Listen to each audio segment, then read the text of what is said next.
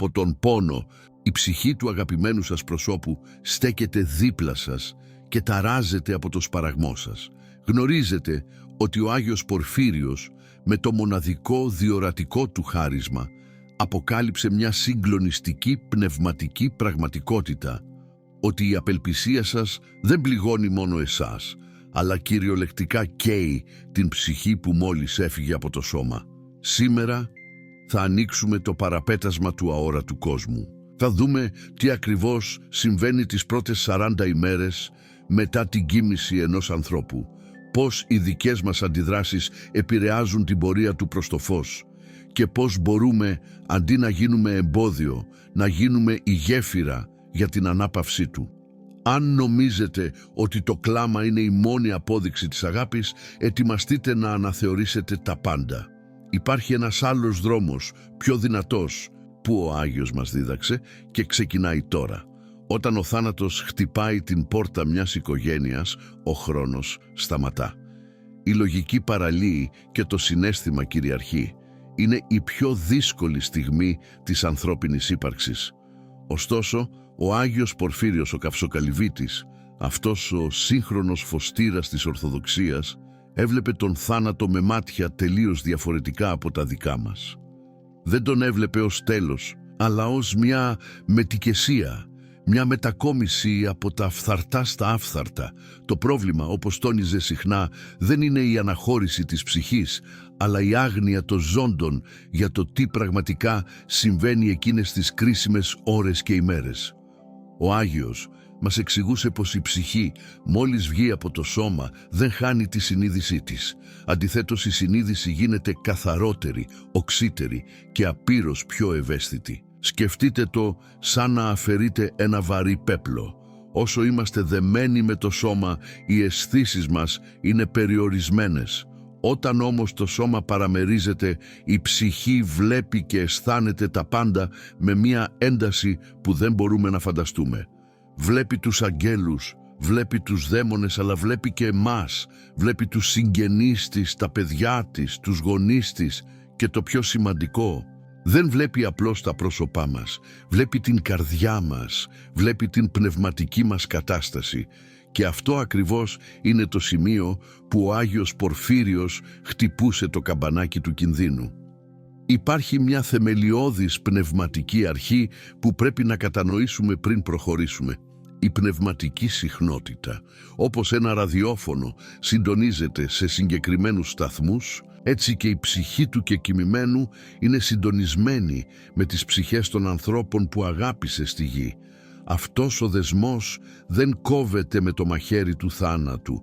Παραμένει ενεργός, ειδικά το πρώτο διάστημα των 40 ημερών, όπου η ψυχή περιηγείται στους τόπους που έζησε και ετοιμάζεται για τη μερική κρίση. Μέσω αυτού του δεσμού μεταδίδονται συναισθήματα και πνευματικές καταστάσεις. Εδώ λοιπόν έρχεται η μεγάλη αποκάλυψη του Αγίου. Όταν εμείς κλαίμε γοερά, όταν φωνάζουμε, όταν χτυπιόμαστε και αρνούμαστε να δεχτούμε το θέλημα του Θεού, εκπέμπουμε κύματα ταραχής, αγωνίας και αβεβαιότητας. Αυτά τα κύματα χτυπούν την ψυχή του νεκρού σαν καταιγίδα. Φανταστείτε κάποιον που προσπαθεί να διασχίσει μια στενή γέφυρα πάνω από έναν γκρεμό και εσείς από πίσω του να φωνάζετε και να κουνάτε τη γέφυρα. Αυτό κάνουμε με το υπερβολικό κοσμικό πένθος. Ο Άγιος έλεγε χαρακτηριστικά: η ψυχή θέλει να φύγει, να πάει προς τον Κύριο, να βρει ανάπαυση, αλλά η δική μας οδύνη την κρατάει πίσω, την βαραίνει, την κάνει να υποφέρει διπλά. Υποφέρει για τη δική της κρίση, αλλά υποφέρει και για τον δικό μας πόνο που τον βλέπει και δεν μπορεί πια να μας παρηγορήσει με λόγια. Ας δούμε όμως μια συγκλονιστική ιστορία που μεταφέρεται από την παράδοση των μαθητών του Αγίου, η οποία φωτίζει αυτή την αλήθεια με τρόπο που κόβει την ανάσα. Κάποτε επισκέφθηκε τον γέροντα Πορφύριο μια γυναίκα ντυμένη στα μαύρα. Ήταν μια μητέρα που είχε χάσει τον γιο της σε νεαρή ηλικία σε ένα ξαφνικό δυστύχημα. Η γυναίκα αυτή ήταν ζωντανή νεκρή. Είχαν περάσει μήνες και εκείνη περνούσε τις περισσότερες ώρες της ημέρας στο νεκροταφείο πάνω από το μνήμα. κλαίγοντας και φωνάζοντας το όνομα του παιδιού της. Δεν έτρωγε, δεν κοιμόταν και είχε αφαιθεί σε μια πλήρη κατάθλιψη, θεωρώντας ότι αυτός ήταν ο μόνος τρόπος να τιμήσει τη μνήμη του γιού της. Πίστευε πως αν σταματούσε να κλαίει θα ήταν σαν να τον ξεχνούσε, σαν να τον πρόδιδε. Ο Άγιος Πορφύριος την κοίταξε με εκείνο το βλέμμα που διαπερνούσε την ψυχή και έφτανε ως το κόκαλο. Δεν της είπε τα συνηθισμένα λόγια παρηγοριάς, της είπε κάτι που την συντάραξε. «Γιατί και στο παιδί σου?» Τη ρώτησε αυστηρά αλλά και με απέραντη αγάπη. Η γυναίκα έμεινε άναυδη. «Εγώ γέροντα», ψέλισε. «Εγώ που δίνω τη ζωή μου πάνω στο τάφο του. Εγώ που τον αγαπώ περισσότερο από τον εαυτό μου». Τότε ο Άγιος της αποκάλυψε αυτό που έβλεπε με τα πνευματικά του μάτια. «Αυτή τη στιγμή», της είπε, «η ψυχή του παιδιού σου είναι εδώ. Τον βλέπω. Στέκεται δίπλα σου και προσπαθεί να σου μιλήσει. Σου λέει, «Μητέρα, σε παρακαλώ, σταμάτα.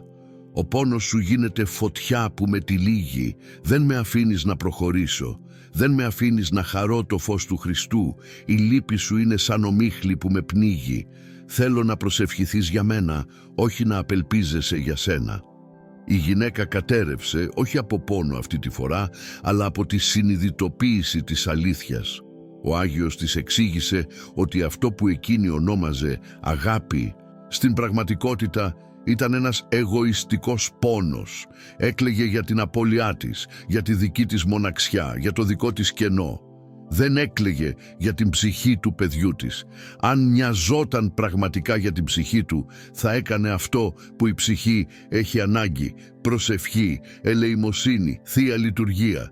Αυτό το περιστατικό μας οδηγεί στον πυρήνα της διδασκαλίας του Αγίου Πορφυρίου για το πένθος. Ο Άγιος έκανε μια σαφή διάκριση ανάμεσα στη λύπη του κόσμου και στη λύπη κατά Θεόν. Η λύπη του κόσμου είναι αυτή που βιώνουμε οι περισσότεροι. Είναι η απελπισία, το αίσθημα της αδικίας, το «γιατί σε μένα Θεέ μου», ο θυμός, η άρνηση της ζωής. Αυτή η λύπη, σύμφωνα με τον Απόστολο Παύλο αλλά και τον Άγιο Πορφύριο, θάνατον κατεργάζεται. Φέρνει πνευματικό θάνατο σε εμάς και δυσκολία στην ψυχή του και κοιμημένου. Αντίθετα, η λύπη κατά Θεόν είναι η χαρμολύπη. Είναι ο πόνος που έχει μέσα του ελπίδα. Είναι το δάκρυ που κυλάει κατά τη διάρκεια της προσευχής και όχι κατά τη διάρκεια του πανικού. Όταν προσευχόμαστε για τον νεκρό μας, όταν λέμε το «Κύριε Ιησού Χριστέ, ανάπαυσον τον δούλο σου», τότε η ψυχή του νεκρού αισθάνεται δροσιά. Ο Άγιος έλεγε ότι η προσευχή είναι σαν να στέλνουμε πακέτα με τρόφιμα και νερό σε έναν φυλακισμένο ή σε έναν ταξιδιώτη που βρίσκεται σε έρημο τόπο. Κάθε Κύριε ελέησον είναι μια σταγόνα δροσιάς που ανακουφίζει την ψυχή. Φανταστείτε τη διαφορά. Από τη μια μεριά η ψυχή βλέπει τη μητέρα, τον πατέρα, το σύζυγο να βλασφημούν την ώρα και τη στιγμή, να αρρωσταίνουν από τη στεναχώρια. Αυτό προκαλεί στην ψυχή ενοχές και θλίψη. Από την άλλη, φανταστείτε την ψυχή να βλέπει τους αγαπημένους της γαλήνιους να στέκονται μπροστά στο εικόνισμα, να ανάβουν το καντήλι και να λένε «Θεέ μου, την ψυχή του στα χέρια σου». Εμείς πονάμε που μας λείπει, αλλά εμπιστευόμαστε την αγάπη σου. Αυτή η στάση στέλνει φως, κάνει την ψυχή να σκυρτά από χαρά, γιατί νιώθει ότι η οικογένειά της είναι ασφαλής υπό τη σκέπη του Θεού και έτσι μπορεί και η ίδια να αφαιθεί στην αγκαλιά του. Ο Άγιος Πορφύριος τόνιζε συνεχώς ότι δεν πρέπει να είμαστε συναισθηματικοί με την κοσμική έννοια, αλλά πνευματικοί. Το συναίσθημα είναι ασταθές και συχνά τυφλό. Το πνεύμα βλέπει την αιωνιότητα. Όταν κλαίμε ιστερικά, είναι σαν να λέμε στον Θεό «Έκανες λάθος. Δεν έπρεπε να τον πάρεις. Ξέρω εγώ καλύτερα από εσένα». Αυτή η στάση είναι βλασφημία, έστω και ασυνείδητη, και η ψυχή του νεκρού, που τώρα βλέπει την αλήθεια του Θεού καθαρά, τρομάζει με την τόλμη μας και τη μικροψυχία μας. Μάλιστα ο γέροντας έδινε πολύ συγκεκριμένες οδηγίες για το πώς πρέπει να συμπεριφερόμαστε, ειδικά τις πρώτες 40 ημέρες. Έλεγε ότι αυτό το διάστημα είναι σαν μία περίοδος προσαρμογής και εξέτασης. Η ψυχή περνάει από τα λεγόμενα τελώνια, εξετάζεται για τις πράξεις της και περιφέρεται. Σε αυτό το κρίσιμο διάστημα η δική μας στάση είναι καθοριστική. Αντί να ξοδεύουμε την ενέργειά μας σε μαύρα ρούχα και κοινωνικές εκδηλώσεις πένθους που αφορούν το «τι θα πει ο κόσμος», πρέπει να στρέψουμε όλοι μας την ενέργεια στην πνευματική υποστήριξη. Ας εμβαθύνουμε λίγο περισσότερο σε αυτό που ο Άγιος ονόμαζε μυστικό των 40 ημερών. Πολλοί νομίζουν ότι το μνημόσυνο είναι απλώς μία τελετή για να θυμόμαστε τον νεκρό. Για τον Άγιο Πορφύριο, το μνημόσυνο και η προσευχή είναι μια νομική και πνευματική παρέμβαση.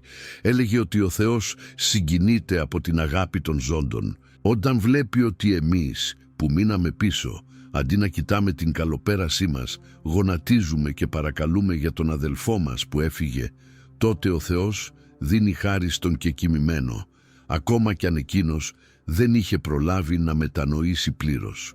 Η αγάπη μας γίνεται το εισιτήριό του. Αλλά προσοχή, η αγάπη που εκφράζεται με προσευχή, όχι η αγάπη που εκφράζεται με ιστερία. Είναι συγκλονιστικό να σκεφτεί κανείς πόσο μεγάλη ευθύνη έχουμε. Εμείς νομίζουμε ότι είμαστε τα θύματα του θανάτου, αλλά στην πραγματικότητα είμαστε οι δικηγόροι της ψυχής. Και τι είδους δικηγόρος είναι αυτός που αντί να υπερασπιστεί τον πελάτη του μπροστά στον κριτή, αρχίζει να ουρλιάζει και να κατηγορεί το δικαστήριο. Χάνουμε την υπόθεση. Ο Άγιος Πορφύριος μας καλεί να γίνουμε σόφρονες υπερασπιστές, να μετατρέψουμε τα δάκρυά μας σε θυμίαμα. Θυμάμαι μια άλλη περίπτωση που είχε διηγηθεί ένας πνευματικός του τέκνο. Ένας πατέρας πέθανε και άφησε πίσω μια κόρη που ήταν πολύ δεμένη μαζί του. Η κοπέλα αυτή είχε πέσει σε βαριά μελαγχολία. Ο Άγιος της τηλεφώνησε, γιατί ως γνωστόν χρησιμοποιούσε πολύ το τηλέφωνο για να παρηγορεί και να καθοδηγεί. Και της είπε: «Μαρία, ο πατέρας σου είναι πολύ καλά, είναι σε φως, αλλά έχει ένα παράπονο. Μου λέει, πες στη Μαρία να ανάψει το φως στο δωμάτιό της. Το σκοτάδι που έχει μέσα της μου κρύβει τη θέα του Χριστού». Η κοπέλα κατάλαβε, σηκώθηκε, πλύθηκε, άνοιξε τα παράθυρα, άναψε το καντήλι και άρχισε να διαβάζει το ψαλτήρι.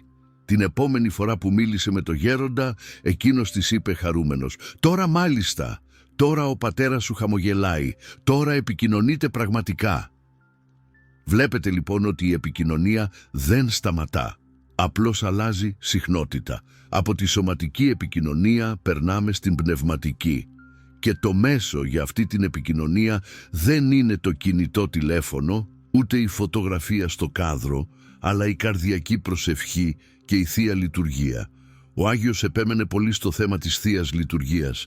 Έλεγε ότι η μερίδα που βγαίνει στην προσκομιδή για τον κεκοιμημένο και μπαίνει μέσα στο Άγιο Ποτήριο, στο αίμα του Χριστού, είναι η μεγαλύτερη ευεργεσία που μπορούμε να κάνουμε. Εκείνη τη στιγμή το αίμα του Κυρίου ξεπλένει αμαρτίες και δίνει ανάπαυση που κανένα ανθρώπινο λόγο δεν μπορεί να περιγράψει. Όμως, για να φτάσουμε σε αυτό το επίπεδο πνευματικής αντιμετώπισης, πρέπει να νικήσουμε τον εαυτό μας. Πρέπει να νικήσουμε την κοσμική νοοτροπία που μας έχει ποτίσει η κοινωνία. Η κοινωνία μας λέει: «Πένθησε, φόρα μαύρα, κλείσου στο σπίτι, δείξε πόσο πονάς». Ο Χριστός και οι Άγιοι μας λένε: «Ελπίστε, ο θάνατος πατήθηκε, προσευχηθείτε, ελεήστε στο όνομα του νεκρού». Η ελεημοσύνη είναι το δεύτερο μεγάλο κλειδί μετά την προσευχή. Ο Άγιος Πορφύριος έλεγε: «Δώσε ένα ποτήρι νερό σε έναν διψασμένο και πες για την ψυχή του τάδε». Εκείνη τη στιγμή ο άγγελος του νεκρού παίρνει αυτή την πράξη και την πάει στο θρόνο του Θεού ως ελαφρυντικό. Είναι τρομερό αν το αναλογιστούμε. Έχουμε στα χέρια μας τη δύναμη να αλλάξουμε την κατάσταση των κεκοιμημένων μας και εμείς τη σπαταλάμε σε δάκρυα απελπισίας. Ο Άγιος δεν μας απαγορεύει να κλάψουμε. Ο ίδιος ο Χριστός δάκρυσε για το Λάζαρο, αλλά δάκρυσε ήρεμα, σιωπηλά. Δεν ούρλιαξε, δεν απελπίστηκε. Το ανθρώπινο δάκρυ του πόνου είναι δεκτό. Το δάκρυ της απελπισίας και της απιστίας είναι που καίει. Πρέπει να μάθουμε να διακρίνουμε αυτά τα δύο. Σκεφτείτε την ψυχή σαν ένα μικρό παιδί που μόλις ξύπνησε σε ένα άγνωστο δωμάτιο. Ψάχνει κάτι γνώριμο. Αν δει τους γονείς του να είναι ήρεμοι και χαμογελαστοί, ηρεμεί κι αυτό. Αν τους δει να φωνάζουν και να κλαίνε πανικόβλητοι, το παιδί τρομοκρατείται. Έτσι ακριβώς νιώθει η ψυχή. Η ηρεμία μας είναι η ασφάλειά της. Η εμπιστοσύνη μας στον Θεό είναι η πυξίδα της. Και τώρα ίσως αναρωτιέστε, καλά όλα αυτά γέροντα, αλλά πώς μπορώ εγώ μέσα στον πόνο μου να βρω τη δύναμη να τα κάνω αυτά? Πώς να σταματήσω το κλάμα όταν η καρδιά μου ματώνει? Είναι απόλυτα λογικό ερώτημα. Ο Άγιος Πορφύριος δεν ήταν θεωρητικός. Ήταν πρακτικός γιατρός των ψυχών. Γι' αυτό και μας άφησε συγκεκριμένα φάρμακα, συγκεκριμένες πρακτικές συνήθειες για να μπορέσουμε να μεταστρέψουμε το πένθος μας από κατάρα σε ευλογία. Υπάρχουν 5 συγκεκριμένες πνευματικές συνήθειες που ο Άγιος πρότεινε για τις περιόδους μεγάλου πένθους και 3 συγκεκριμένα σημεία μέσα στο σπίτι που πρέπει να προσέξουμε για να δημιουργήσουμε την κατάλληλη ατμόσφαιρα γαλήνης που θα βοηθήσει και εμάς και την ψυχή που βλέπει τα πάντα. Αν ακολουθήσετε αυτά τα βήματα θα δείτε όχι μόνο τον πόνο σας να μαλακώνει, αλλά θα νιώσετε μια απίστευτη βεβαιότητα ότι ο άνθρωπος σας είναι καλά, ότι σας νιώθει και σας ευγνωμονεί. Ποια είναι όμως αυτά τα 5 βήματα? Και ποιο είναι το μεγαλύτερο λάθος που κάνουμε όλοι μας το βράδυ πριν κοιμηθούμε, το οποίο ταράζει τον ύπνο μας αλλά και την ψυχή του αγαπημένου μας? Ας ξεκινήσουμε λοιπόν με τα 3 σημεία μέσα στο σπίτι. Ο Άγιος Πορφύριος τόνιζε πως το περιβάλλον μας επηρεάζει την ψυχή μας και η κατάσταση της ψυχής μας επηρεάζει την ψυχή του κεκοιμημένου. Όλα είναι συγκοινωνούντα δοχεία. Το πρώτο σημείο είναι το εικονοστάσι. Πολλοί από εμάς μετά τον θάνατο ενός αγαπημένου μετατρέπουμε το εικονοστάσι σε φωτογραφικό άλμπουμ πένθους. Βάζουμε τη φωτογραφία του νεκρού μπροστά από την εικόνα του Χριστού. Αυτό είναι λάθος, έλεγε ο γέροντας. Η φωτογραφία πρέπει να είναι διακριτικά στο πλάι. Στο κέντρο πρέπει να δεσπόζει ο Χριστός και η Παναγία. Γιατί? Διότι θέλουμε η ματιά μας να πέφτει στον αναστάντα Κύριο, στην πηγή της ζωής και όχι στη μνήμη του θανάτου. Όταν κοιτάς τον Χριστό, παίρνεις ελπίδα και τη στέλνεις στον κεκοιμημένο. Όταν κοιτάς μόνο τη φωτογραφία, ανακυκλώνεις τη θλίψη σου και στέλνεις βάρος. Το καντήλι στο εικονοστάσι πρέπει να καίει ασταμάτητα. Ο Άγιος έλεγε πως το φως του καντιλιού συμβολίζει το φως που ζητάμε για την ψυχή του ανθρώπου μας. Είναι μια σιωπηλή προσευχή που διαρκεί όλο το 24ωρο.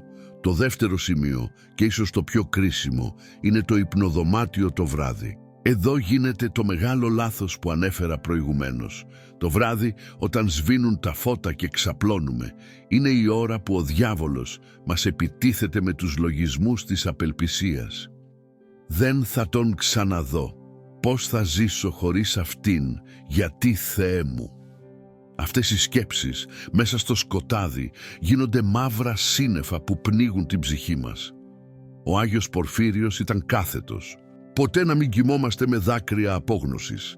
Η τελευταία σκέψη πριν μας πάρει ο ύπνος δεν πρέπει να είναι το γιατί, αλλά το μνήσθητη Κύριε. Το μαξιλάρι μας δεν πρέπει να ποτίζεται με δάκρυα παραπόνου, αλλά με δάκρυα προσευχής. Αν κοιμηθούμε με την ευχή «Κύριε Ιησού Χριστέ, ανάπαυσον το δούλο σου», τότε και ο ύπνος μας θα είναι γαλήνιος και η ψυχή του αγαπημένου μας θα νιώσει μια πνευματική δροσιά, μια επίσκεψη αγάπης μέσα στη νύχτα. Το τρίτο σημείο είναι η θέση που καθόταν ο κεκοιμημένος, η πολυθρόνα του, το γραφείο του, η θέση του στο τραπέζι. Συνήθως, βλέποντας την άδεια καρέκλα, καταραίουμε. Ο γέροντας μας προτρέπει να αλλάξουμε οπτική, να βλέπουμε την άδεια θέση όχι ως κενό, αλλά ως θυσιαστήριο. Κάθε φορά που το βλέμμα μας πέφτει εκεί και πονάμε, να λέμε αμέσως «Θεέ μου, αυτόν τον πόνο που νιώθω τώρα για την απουσία του, κάνε τον βάλσαμο για την ψυχή του». Μετατρέπουμε το αντικείμενο που μας προκαλεί πόνο σε εργαλείο σωτηρίας. Μην αφήνετε τα πράγματά του να γίνουν μουσιακά είδη που μαζεύουν σκόνη και θλίψη. Χρησιμοποιήστε τα ή δωρήστε τα ώστε να πιάσουν τόπο και να γίνει μνημόσυνο. Αφού λοιπόν τακτοποιήσουμε τον χώρο μας και τη νυχτερινή μας διάθεση, περνάμε στις 5 πνευματικές συνήθειες, τα φάρμακα που πρότεινε ο Άγιος για να θεραπευτούμε εμείς και να αναπαυθεί ο κεκοιμημένος. Η πρώτη συνήθεια είναι το πνευματικό πρωινό. Πριν πιούμε τον καφέ μας, πριν ανοίξουμε την τηλεόραση ή το κινητό, αφιερώνουμε τα πρώτα 5 λεπτά της ημέρας σε αυτούς, όχι με κλάμα, αλλά με το κομποσκίνι. Κάνουμε ένα 300 3 φορές το 100 κομποσκίνι, λέγοντας αποκλειστικά «Κύριε Ιησού Χριστέ, ανάπαυσον την ψυχή του δούλου σου τάδε». Ο Άγιος έλεγε πως η πρωινή προσευχή έχει μεγάλη δύναμη γιατί ο νους είναι ακόμα καθαρός, ξεκούραστος και δεν έχει φορτωθεί με τις μέριμνες της ημέρας. Είναι σαν να στέλνουμε το καλημέρα μας στον ουρανό με τον πιο άμεσο τρόπο. Η δεύτερη συνήθεια είναι η ανάγνωση του ψαλτηρίου. Σας το ανέφερα και νωρίτερα, αλλά έχει σημασία να δούμε το πώς. Δεν χρειάζεται να είμαστε θεολόγοι. Ο Άγιος Πορφύριος συμβούλευε να διαβάζουμε έστω ένα κάθισμα, μια μικρή ενότητα από τους ψαλμούς του Δαβίδ καθημερινά. Έλεγε χαρακτηριστικά: «Οι ψαλμοί είναι το φάρμακο που διώχνει τη μελαγχολία και ελκύει τους αγγέλους». Όταν διαβάζουμε το ψαλτήρι υπέρ αναπαύσεως, οι δαίμονες που προσπαθούν να τρομάξουν την ψυχή κατά την πορεία της προς τον ουρανό φυγαδεύονται. Είναι σαν να παρέχουμε πνευματική συνοδεία, μια φρουρά στον άνθρωπό μας. Και ταυτόχρονα ο λόγος του Δαβίδ γλυκαίνει τη δική μας πονεμένη καρδιά. Η τρίτη συνήθεια είναι η κρυφή ελεημοσύνη. Ο γέροντας επέμενε πολύ σε αυτό. Να κάνουμε κάτι καλό κάθε μέρα στο όνομα του νεκρού, αλλά να μην το μάθει κανείς. Να αφήσουμε μια σακούλα με τρόφιμα σε μια φτωχή οικογένεια, να πληρώσουμε το φάρμακο μιας γιαγιάς στο φαρμακείο, να δώσουμε νερό σε ένα ζώο και την ώρα που το κάνουμε να λέμε μυστικά «Για την ψυχή του πατέρα μου, της μητέρας μου, του παιδιού μου». Αυτή η πράξη έχει τεράστια αξία γιατί δεν έχει μέσα της καινοδοξία. Είναι καθαρή αγάπη. Ο Άγιος έλεγε πως αυτές οι μικρές, κρυφές πράξεις είναι τα διαμάντια που στολίζουν το χιτώνα της ψυχής στον άλλο κόσμο. Η τέταρτη συνήθεια είναι η λειτουργική ζωή και συγκεκριμένα το σαρανταλίτουργο. Δεν αρκεί να πάμε ένα πρόσφορο μια φορά. Ο Άγιος Πορφύριος τόνιζε την ανάγκη, αμέσως μόλις φύγει ο άνθρωπος από τη ζωή, να γραφτεί το όνομά του για να μνημονεύεται επί 40 συνεχόμενες μέρες στη Θεία Λειτουργία. Αν είναι δυνατόν, σε μοναστήρι που λειτουργεί καθημερινά. Τι συμβαίνει εκείνη την ώρα? Κάθε φορά που ο ιερέας βγάζει τη μερίδα, το ψίχουλο, για την ψυχή και το ρίχνει στο Άγιο Ποτήριο λέγοντας «Απόπλυνον Κύριε τα αμαρτήματα των ενθάδε μνημονευθέντων δούλων σου το αίματί σου το Αγίο», γίνεται σεισμός στον Άδη. Οι ψυχές δροσίζονται, φωτίζονται, ανακουφίζονται. Είναι η μεγαλύτερη προσφορά που μπορούμε να κάνουμε. Ο γέροντας έβλεπε με το διορατικό του χάρισμα τις ψυχές να περιμένουν πώς και πώς αυτή τη στιγμή της Θείας Λειτουργίας. Η πέμπτη και τελευταία συνήθεια είναι η δική μας εξομολόγηση. Ίσως φανεί παράξενο. Τι σχέση έχει η δική μας εξομολόγηση με την ψυχή του νεκρού? Κι όμως έχει άμεση σχέση. Ο Άγιος εξηγούσε «Για να πιάσει τόπο η προσευχή σου πρέπει ο αγωγός να είναι καθαρός. Αν εμείς είμαστε γεμάτοι θυμό, κακία, εγωισμό ή αμετανόητες αμαρτίες, η προσευχή μας είναι αδύναμη, σαν νερό που προσπαθεί να περάσει από βουλωμένο σωλήνα. Όταν εξομολογούμαστε και καθαρίζουμε τη δική μας ψυχή, τότε η προσευχή μας γίνεται πυρ και φως. Τότε εκτοξεύεται στον ουρανό και φτάνει στον προορισμό της. Καθαρίζοντας τον εαυτό μας, βοηθάμε ουσιαστικά τον κεκοιμημένο μας. Αυτά λοιπόν είναι τα βήματα. Αυτή είναι η οδός που χάραξε ο Άγιος Πορφύριος. Δεν είναι θεωρίες. Είναι εμπειρία Αγίων. Είναι η πραγματικότητα που βιώνει η Εκκλησία μας εδώ και αιώνες. Τι βλέπει λοιπόν η ψυχή του νεκρού όταν η οικογένειά του ακολουθεί αυτόν τον δρόμο αντί να κλαίει με απελπισία? Βλέπει φως. Δεν βλέπει το σκοτάδι του πένθους μας να την τραβάει πίσω. Βλέπει ότι την αγαπάμε πραγματικά, όχι εγωιστικά. Βλέπει ότι εμπιστευόμαστε τον Χριστό, ότι την έχει στην αγκαλιά του και αυτό της δίνει μια απέραντη χαρά.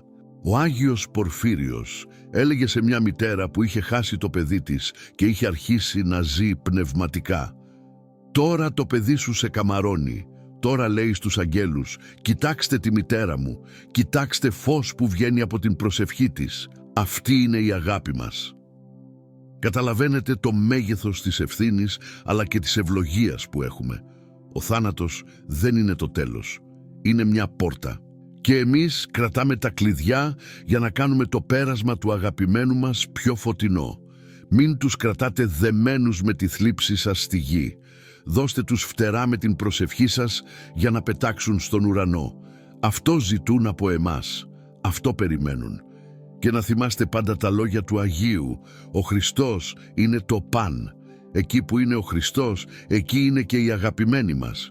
Αν βρούμε τον Χριστό, θα βρούμε και αυτούς.